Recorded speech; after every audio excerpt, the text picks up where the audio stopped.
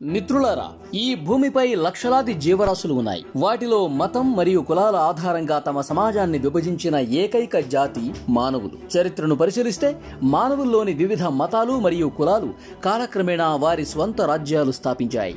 అలాగే ఇతరులపై కుల ఆధారిత దాడులకు పాల్పడుతున్నాయి. ఇప్పుడు ఈ వీడియోలో అలాంటి జాతి గురించి తెలుసుకుందాం. ఈ జాతి పేరు జిప్సీ. ఐరోపాలో నివసిస్తున్న ఈ వ్యక్తులు మానవ సమాజంలో చాలా తక్కువ స్థాయికి చెందినవారుగా పరిగణించబడ్డారు. అయినప్పటికీ వారు చాలా సంతోషంగా ఉన్నారు. వారికి వారి స్వంత నాగరికత మరియు జీవన విధానాలు, అనేక ప్రత్యేకమైన ఆచారాలు ఉన్నాయి. వాటిలో ఒకటి డబ్బు కోసం వారి ఇళ్లలోని అమ్మాయిలను అమ్మటం. అందుకే జిప్సీ సంఘం గురించి చర్చించడం చాలా అవసరం. ఎందుకంటే వారు ఐరోపాలో నివసిస్తున్నప్పటికీ వారు భారతీయ మూలానికి చెందినవారు.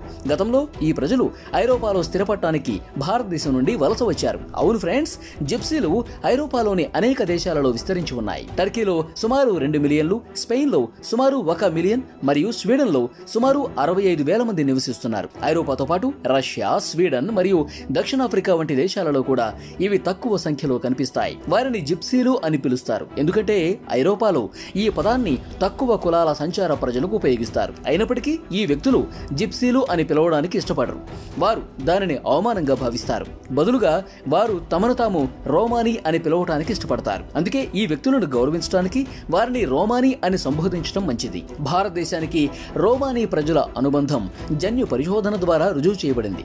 రోమానీ ప్రజలు ప్రస్తుత భారతదేశం నుండి, ప్రత్యేకంగా పంజాబ్, హర్యానా, ఢిల్లీ, రాజస్థాన్ మరియు ప్రస్తుత పాకిస్తాన్ మరియు ఆఫ్ఘనిస్తాన్లోని కొన్ని ప్రాంతాల నుండి సుమారు 1500 సంవత్సరాల క్రితం యూరప్కు వలస వెళ్లటం ప్రారంభించారని పలు అధ్యయనాలు వెల్లడించాయి. ఐరోపాలో చాలా కాలం గడిపిన తరువాత ఈ ప్రజలు వివిధ భాషలు మాట్లాడటం మరియు వివిధ మతాలను అనుసరించడం నేర్చుకున్నారు. ఐరోపాలో రోమానీ ప్రజలు అతిపెద్ద మైనారిటీ సమూహంగా ఉన్నారు. ఈ ఖండమంతటా మొత్తం జనాభా 10 మిలియన్లు. ఈ ప్రజలు భారత ఉపఖండం నుండి ఐరోపాకు ఎందుకు వలస వచ్చారో స్పష్టంగా తెలియదు. 1500 సంవత్సరాల క్రితం భారతదేశం అనేక విదేశీ దండయాత్రలకు గురైందని కొందరు చరిత్రకారులు భావిస్తున్నారు. పశ్చిమ నుంచి వచ్చిన ఆక్రమణదారులు ఈ ప్రజలను బంధించి బలవంతంగా వెంట తీసుకెళ్లారు. రోమనీ పురుషులు శాశ్వతంగా బానిసలుగా మరియు సేవకులుగా ఉంచబడ్డారు. అయితే స్త్రీలు వ్యభిచారంలోకి నెట్టబడ్డారు.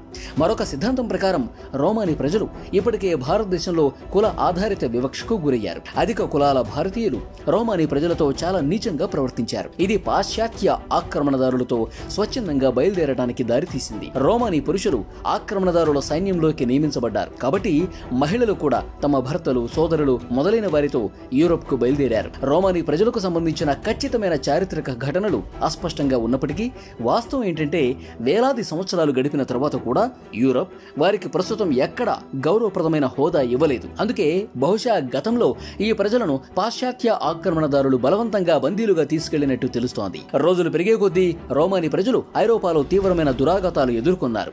ఉదాహరణకు హిట్లర్ తన పాలనలో సుమారు 5 లక్షల రోమానీ ప్రజలను ఊచకోత కోయమని ఆదేశించాడు. ఫ్రాన్స్లోని సర్కోజీ పరిపాలన మరియు ఇటలీలోని బెర్లుస్కోనీ పరిపాలనలో రోమానీ ప్రజలు తీవ్రంగా దాడులకు గురయ్యారు. వారిని తమ దేశ నివాసులుగా గుర్తించేందుకు ఇటలీ నిరాకరించింది. ఈ దురాఘాతాలు ఉన్నప్పటికీ రోమానీ ప్రజలు తమ సాంస్కృతిక సంబంధాలను కొనసాగించారు. వారు ప్రతి సందర్భంలోనూ డాన్స్, పాడటం మరియు వేడుకలను ఇష్టపడతారు.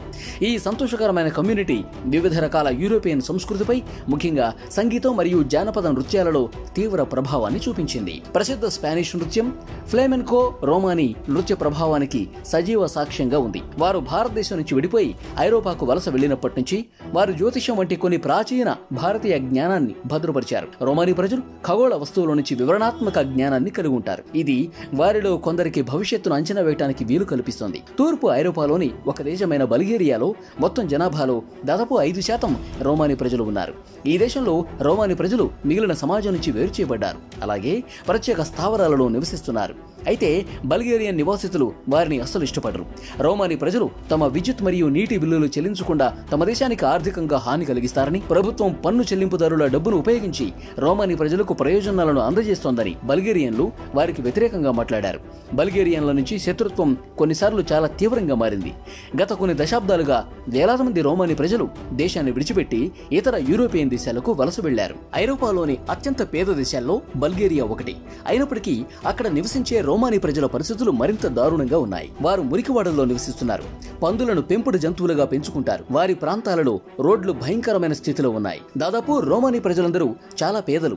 బహుశా వారి పేదరికం కారణంగా నిరాశతో ఈ వ్యక్తులు ఒక విచిత్రమైన ఆచారాన్ని స్వీకరించారు. సంవత్సరానికి ఒకసారి వారు వధువు మార్కెట్ ను నిర్వహిస్తారు. అంతే, అక్కడ పెళ్లి పేరుతో వధువులను విక్రయిస్తారు. ఈ రోజు కోసం యువతులు ఎంత ఆసక్తిగా ఎదురు చూస్తున్నారో చూడటం ఒక ప్రత్యేకం. ఒక అమ్మాయి ఎంత అందంగా కనిపిస్తే అంత ఎక్కువ ధర పలుకుతుంది. కాబట్టి వారు అందంగా దుస్తులు ధరించి చక్కటి మేకప్ వేసుకుంటారు. పేదరికంలో ఉన్నప్పటికీ రోమానీ ప్రజలు ఈ రోజు కోసం డబ్బును ఆదా చేస్తారు. వారి అమ్మాయిలను ఆకర్షణీయంగా కనిపించేలా చేయడానికి ఖరీదైన బట్టలు మరియు నగలను కొనుగోలు చేస్తారు. ఇది పేద బాలికలకు ఆకర్షణీయంగా ఉంటుంది, వారికి ముఖ్యమైన అనుభూతిని కలిగిస్తుంది. అదనంగా డబ్బు కోసం వధువులను కొనుగోలు చేసే వరులు సాధారణంగా సంపన్న కుటుంబాలకు చెందిన వారే ఉంటారు. అందువల్ల జీవితాంతం పేదరికాన్ని భరించిన అమ్మాయిలు కూడా ఇప్పుడు తమ జీవితాలు బాగుపడతాయని భావిస్తారు. వారు మురికివాడల నుండి మరియు సౌకర్యవంతమైన ఇళ్లలోకి మారగలరని వారు నమ్ముతారు. ఈ వధువు మార్కెట్లలో ఒక అమ్మాయి ధర సాధారణంగా ఆమె వయసు మరియు అందం ఆధారంగా నిర్ణయించబడుతుంది. చిన్న వయసు ఉన్న అమ్మాయి అయితే అధిక ధర ఉంటుంది. సాధారణంగా ఒక అమ్మాయి 10 నుంచి $200 మధ్య ఎక్కడైనా విక్రయించబడుతుంది. ఇది సుమారుగా 8 నుంచి 16 లక్షల భారతీయ రూపాయలకు సమానం. ఈ చెల్లింపు నేరుగా అమ్మాయి బంధువులకు చేరబడుతుంది. అయితే డబ్బు మార్పిడి ఈ పెళ్లిలో అమ్మాయి వైపు నుండి సమ్మతితో సమానం కాదు. తప్పనిసరిగా కొనుగోలుదారైన వరుడు వధువును ఇష్టపడకపోతే ఒప్పందం రద్దు చేయబడుతుంది. అయితే అలాంటి పరిస్థితుల్లో అమ్మాయి తల్లిదండ్రులు సాధారణంగా వరుడు నుండి ఇంకా ఎక్కువ డబ్బు డిమాండ్ చేస్తారు. అలాగే వారు ఎక్కువ డబ్బు తీసుకుంటే వారు ఏదో ఒక విధంగా అమ్మాయిని ఒప్పిస్తారు. ఉదాహరణకు ఒక అమ్మాయి ధర $20,000 ఉంటే ఆ ధర చెల్లించి ఆ అమ్మాయిని కొనుగోలు చేసుకోవటానికి యుక్త వయసు ఉన్న అబ్బాయి ముందుకొస్తే వారిద్దరికీ వివాహం చేస్తారు. కానీ అందంగా లేని వయసు ఎక్కువగా ఉన్న పురుషుడికి మాత్రం ఈ ధర ఉండదు. అలాంటి పురుషులకు వధువు తల్లిదండ్రులు మరింత ధరను డిమాండ్ చేస్తారు. ఒక వయసు అయిపోయిన అబ్బాయికి ఒక యుక్త వయసు అమ్మాయి కావాలంటే గనక ఒక్కోసారి ఈ ధర $50,000 అంటే భారతీయ రూపాయల్లో 40 లక్షల వరకు ఉంటుంది. ఈ ధర వారికి మంజూరైతే వధువును తల్లిదండ్రులు ఒప్పించి వివాహం జరిపిస్తారు. ఈ మార్కెట్లో చాలా మంది ఆడపిల్లలకు అతి చిన్న వయసులోనే పెళ్లి కమ్మేస్తారు. ఒక్కోసారి మైనర్ ఆడపిల్లలను కూడా ఈ మార్కెట్లో విక్రయిస్తారు. అంటే 13, 14 వయసు ఉన్న ఆడపిల్లలు. అలాగే రోమానీ ప్రజలు తమ ఆడపిల్లల్ని తమ చిన్నప్పటి నుంచి చాలా పద్ధతిగా కఠినంగా పెంచుతారు. అలాగే వాళ్ళని స్కూళ్లకు బయటకు కూడా పంపించరు. ఎందుకంటే వాళ్ళు అమ్మాల్సిన ఆ అమ్మాయి బయట వేరే అబ్బాయితో ప్రేమలో పడితే ఉచితంగానే చేజారిపోతుందేమో అని వారి భయం. అలాగే మార్కెట్లో విక్రయిస్తున్న ప్రతి అమ్మాయికి ఈ నియమాలు ఉంటాయి. అమ్ముడుపోయే ఏ అమ్మాయి కూడా పెళ్లికి ముందు ఏ అబ్బాయితో ఎలాంటి సంబంధం ఉంచుకోకూడదు. ఎందుకంటే కొనుగోలుదారులు ఆ అమ్మాయిని కొనుగోలు చేసే ముందు ఆ అమ్మాయి కన్య అయి ఉండాలని ఒక నియమం ఖచ్చితంగా ఉంటుంది. అలాగే గతంలో వారికి ఎలాంటి స్నేహాలు ఉన్నాయో కూడా పూర్తిగా పరిశీలిస్తారు. అలాగే ఈ సంప్రదాయాన్ని రోమానీ ప్రజలందరూ పాటించడం లేదు. పలు రోమానీ ప్రజలు ఈ సంప్రదాయానికి దూరంగా వారి అమ్మాయిలను పెంచుకుంటున్నారు. అమ్మాయిల జీవితాన్ని ఈ విధంగా మార్కెట్లోకి తీసుకురావడంపై మీ అభిప్రాయం ఏంటో కామెంట్ రూపంలో తెలియజేయండి. అలాగే ఈ వీడియో మీకు నచ్చినట్లయితే లైక్ చేయండి, మీ స్నేహితులకు షేర్ చేయండి. మా ఛానల్ను సబ్స్క్రైబ్ చేయడం మాత్రం మర్చిపోవద్దు. ఇలాంటి మరిన్ని వీడియోల కోసం నోటిఫికేషన్స్ కోసం బెల్ ఐకాన్ను క్లిక్ చేయండి.